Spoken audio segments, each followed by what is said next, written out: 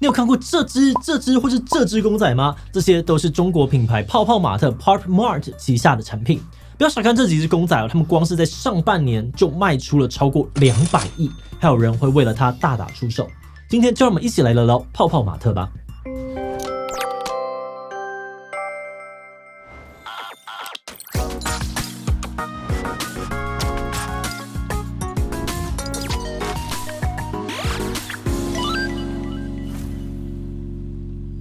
Hello， 大家好，我是志奇。你在西门町看过这家常常在大排长龙的泡泡玛特店吗？泡泡玛特是来自于中国的潮流玩具品牌，他们推出的公仔们红遍全球，而且呢，就连 Blackpink 都是他们的粉丝。为了买到稀有的公仔，世界各地的粉丝常常在店门口彻夜排队。当然，相应的也出现很多的黄牛炒作的争议，一些特别版本的公仔甚至可以卖到63万台币。不过有人喜欢就有人不喜欢哦，有很多人骂说泡泡玛特根本是塑胶垃圾炒作行销，搞不懂为什么会有人为了它疯狂。今天我们就要一起来聊聊泡泡玛特到底是何方神圣，他们是怎么样一步步走到今天这个地位的。不过在开始今天的讨论之前，先让我们进一段工商服务时间。你正在烦恼圣诞节礼物要送什么吗？如果你送你的对象家中有3到6岁的小朋友，那我推荐你台湾绘本品牌芒狗狗推出的幼儿财商启蒙绘本礼盒，里面除了有3本理财主题绘本，能够帮孩子建立良好的金钱观念，还有能够学习储蓄的小猪铺满，更能够练习小额消费的零钱包。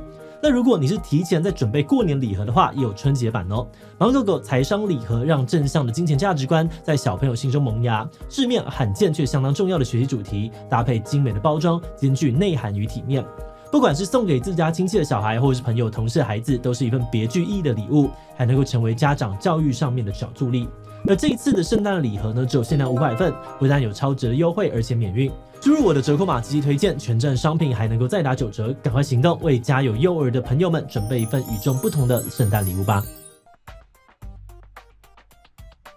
2010年，在北京一个不起眼的小角落，一家叫做泡泡玛特的小店悄悄的开业。创始人之一王宁呢，当时只有23岁，之前尝试过小创业，也上过班，但是最后还是觉得自己真的受不了早9晚5的生活，想要找机会重新创业。这个时候呢，他正好看到了香港正在流行的日式潮流杂货店，在中国还没有相似的竞争者，他认为这是一个好机会，拿出了自己全部积蓄20万人民币，跟朋友开了一家卖潮流玩具跟文创商品的泡泡玛特 Pop Mart。那虽然泡泡玛特在几年内就开了几家分店，看起来生意不错，但是他们很快就意识到卖潮流杂货的门槛太低了，竞争对手不停地冒出来抢占市场，导致泡泡玛特的营收一直普普通通，甚至一度呢出现了资金短缺、发不出薪水的危机。为了让泡泡玛特能够继续的活下去，王宁做了很多不同的尝试，虽然也都做得不错，但真正的转捩点发生在2014年底。当时他们店里面的一款日本潮流玩具 Sony Angel 忽然大畅销，光是一款玩具呢就贡献了整家店1/3的营收。而深入研究之后呢，王宁发现这种设计精美的小玩具，顾客主要都是对于 IP 有认识的粉丝，而且粉丝们呢不只是会抢着买，还会在社群上面分享、开箱收藏，形成了一种特别的粉丝文化。这就让王宁重新思考说，比起做一大堆的杂货选品，专心做潮流玩具会不会才是未来的趋势呢？后来王宁发了一篇微博，问大家说你们喜欢收集什么样的潮玩？结果评论区呢炸开锅，当中呢最多人提到的是一个叫做 Molly 的角色。Molly 是香港设计师 Kenny Wong 的创作，虽然当时已经有一些粉丝，不过因为销量都有限，所以还不算非常的出圈。那看到留言的热络程度，王宁决定直接飞到香港说服 Kenny Wong， 签下了 Molly 的独家授权。2016年，泡泡玛特发行了 Molly 星座系列盲盒，开卖当天呢，有200套的预售商品，只花了4秒就被扫光，二手市场的价格也跟着飙涨了好几倍，而泡泡玛特的玩具帝国也从此就掀开了序幕。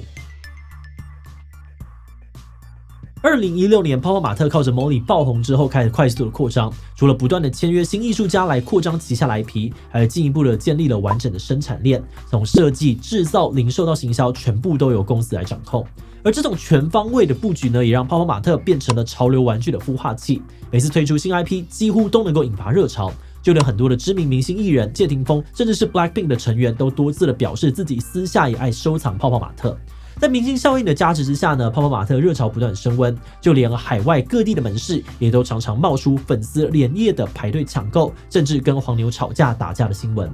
像是在台湾呢，2024年林口店开幕之前，就出现了大批疑似代牌的阿公阿嬷在冒雨守夜，就为了抢到稀有版本的泡泡玛特。而为了杜绝黄牛跟代牌店家呢还祭出3个月限购令，每次进店限时30分钟等等政策，不怕人不买，只怕人太多。那爆红成这个样子呢，泡泡玛特当然也赚翻了。2019年的泡泡玛特光在中国的营收就高达了75.4亿台币，2年翻了10几倍。2024年6月，公司的总营收呢甚至持续的翻倍，达到了204亿新台币，其中有接近30%呢是海外的收入，显示泡泡玛特的疯狂不是只限于中国。其中像是当家招牌 Molly 呢，在2024年上半年就为泡泡玛特赚了超过35亿台币，而且不只是 Molly 红而已就是2024年的1月呢，泡泡玛特手上至少有90个 IP， 有7个呢在2024年上半年的收入就破了1亿人民币。2020年泡泡玛特成功在香港挂牌上市，2024年股价飙涨了3倍。在我们截稿之前呢，泡泡玛特的市值已经突破了1200亿的港币，大约是5000多亿台币，比台湾的长荣、统一、华硕市值都还要大。那回望2010年，王宁用25万人民币起家，靠着这一个又一个小小的公仔，打造出了台币5000亿的商业帝国。泡泡玛特成功的秘密到底是什么呢？泡泡玛特到底是怎么红起来的？这边大概呢可以分成公仔设计还有盲盒机制2个部分来看。先讲设计的部分泡泡玛特制作公仔的秘诀是什么呢？像是 IP 呢本身要有潜力，设计要抢眼好看，要有记忆点辨识度等等，都算是比较好想象的元素。但有一点比较反直觉的是，泡泡玛特呢大部分的时候会故意选择没有故事的角色 IP， 很多公仔呢甚至也没有什么样的表情。为什么要这样子呢？他们的国际业务总裁提到因为呢当代的 IP 热度来得快也去得快，在这个注意力稀缺的时代，他们认为没有背景的故事，没有表情的公仔，反而能够让每个人都对于公仔产生共鸣，自己去为角色赋予情感和故事，从公仔身上得到心理的疗愈还有慰藉。除此之外呢，也有人认为泡泡玛特这类的潮流玩具之所以那么的流行，所以它为艺术家和一般民众搭建了一座桥。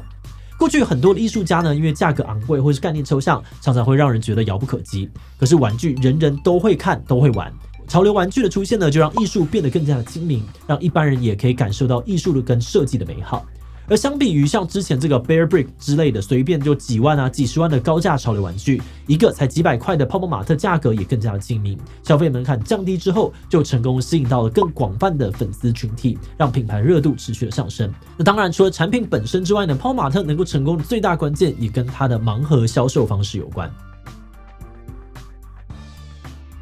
泡泡玛特最有名的特色是盲盒，其实就跟一番赏扭蛋福袋的概念类似。消费者买呢，只知道自己买了某个系列的公仔，但是具体的内容物是随机盲选的，要拆开呢才知道抽到了什么。另外，泡泡玛特还会在每个系列里面放所谓的隐藏版商品，这就让商品的稀缺性大大的提升。例如，根据官方数据有隐藏版公仔的抽中几率是144%，意思是说，如果你很想收藏这款隐藏版公仔，理论上面呢，同一个盲盒要买144个才可能可以抽中。而这种盲盒销售方式呢，切中了潮玩粉丝喜欢开箱分享的文化，让每次开箱都变成了一次开惊喜礼物的感觉。而这种不确定性带来的期待呢，也成为了让消费者一次又一次掏钱的最大驱动力。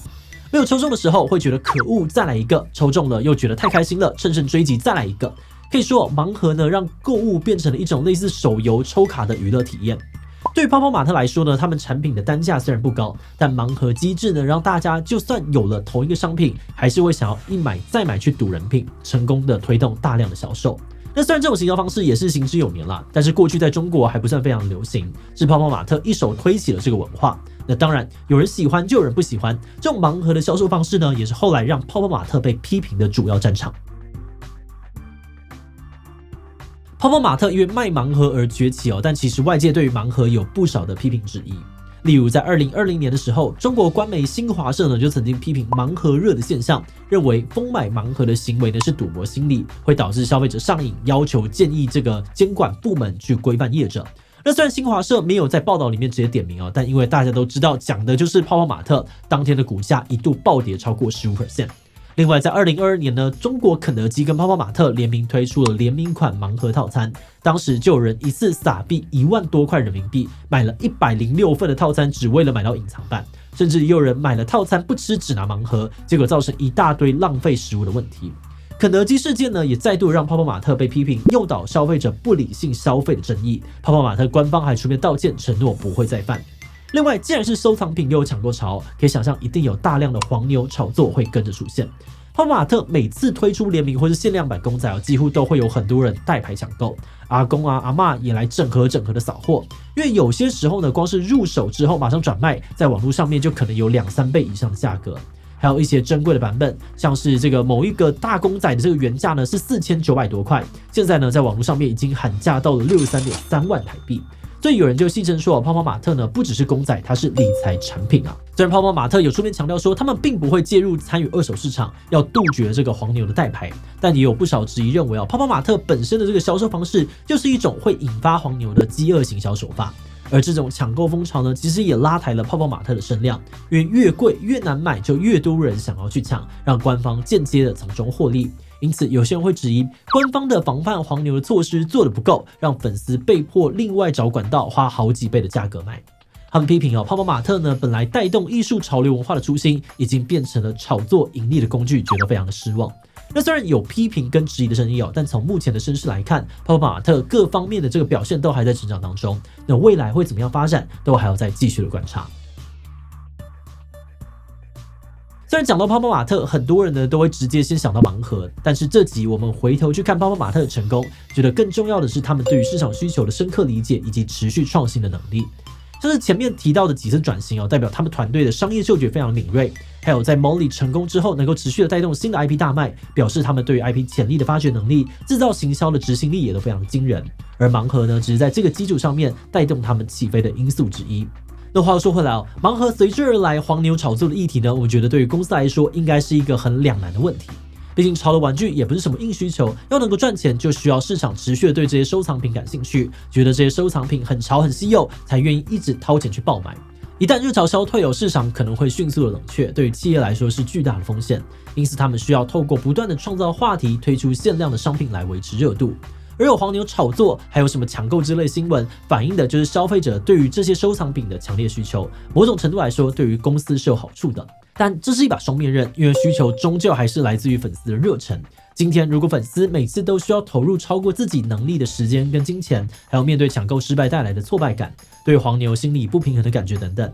久而久之热忱就会熄灭了。而这时呢，就算有黄牛也有价无市，整个商业规模会迅速的跟着萎缩。所以泡泡玛特未来还会红下去吗？这个观察的重点可能就在于泡泡玛特如何在炒作的热度还有消费者的压力之间找到平衡了。